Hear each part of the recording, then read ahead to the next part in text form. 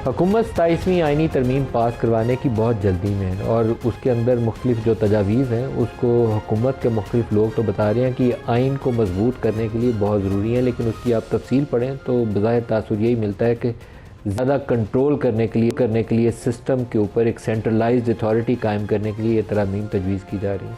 26वीं आइनी तरमीम के वक्त भी यही बार बार कहा जाता था कि अदालती निज़ाम की इस्लाह करनी है। इफ्तिखार चौधरी, साकिब निसार और बंदयाल जैसे जो जजेज़ हैं, इन्होंने सुप्रीम कोर्ट का बुरा हाल कर दिया, अब हमने अदालत को ठीक करना है। लेकिन उसके बाद इस्टेब्लिश ये हुआ कि 26वीं आइनी तरमीम के नतीजे में जो आइनी बेंच बनाया गया तो उससे सुप्रीम कोर्ट की जो ऑटोनॉमी, जो इंडिपेंडेंस थी, जो रहनी चाहिए थी एक आला अदालत के पास इख्तियार और ताकत, वो हमने मुकम्मल तौर पर सलब कर लिया। इसी तरीके से 191 की जो प्रोविजंस थी उसको कंप्रोमाइज़ कर दिया गया। अब इस तरमीम 27वीं के अंदर फर्दर एक कॉन्स्टिट्यूशनल कोर्ट का कॉन्सेप्ट है जो किसी ज़माने में पीपल्स पार्टी मोहतरमा के दिल के बहुत करीब था। ये वो उस वक्त की अदालतों को कहती थी कि चमक के तहत फ़ैसले करती हैं, कैंगरू कोर्ट्स कहती थी। और उस वक्त वो कैंगरू कोर्ट्स इसलिए कहती थी कि IJI और बाकी जो इस्टेब्लिशमेंट बैक ग्रुप्स थे उसके तहत वो फ़ैसले ऐसे अदालतों से आते थे कि पीपल्स पार्टी को रगड़ा लग जाता था।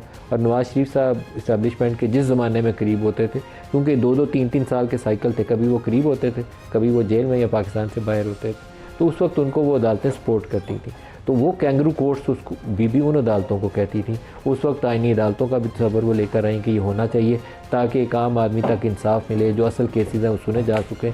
लेकिन आजकल की सूरत हाल उससे बहुत मुख्तलिफ और बहुत आगे जा चुकी है। At the end of the day क्या बनेगा अभी कहना बहुत ही कबलस वक्त है। इसी तरीके से आर्टिकल 243 के अंदर जो तरमीम तजवीज़ की जा रही है, इससे कुछ मिलती जुलती चीज़ें 26वीं आइनी तरमीम के वक्त भी आई थी। PTI उससे बहुत शोर मचाया। मौलाना फजल रहमान जो थे उनके यहाँ बैठक सजती रही। मौलाना ने उस वक्त अच्छा प्ले किया, लेकिन एक ख़ास स्टेज के ऊपर जाकर मौलाना को भी मैसेज दिया गया कि या तो फॉल इन लाइन, अदरवाइज़ हम तुम्हारे बगैर ही ये तरमीम पास कर लेंगे। एक या दो बंदे चाहिए तो वो कि JUI के हों या किसी और पार्टी के हों, वो मैनेज किए जा सकते हैं तो तरमीम पास हो जाएगी। तो मौलाना साहब अल्टीमेटली जो थे वो उस हार्ड लाइन से पीछे हट गए। PTI वाले बार बार इमरान खान की इजाज़तनामा लेने जाते थे। PTI ने उसके ऊपर बहुत अच्छी सियासत नहीं की।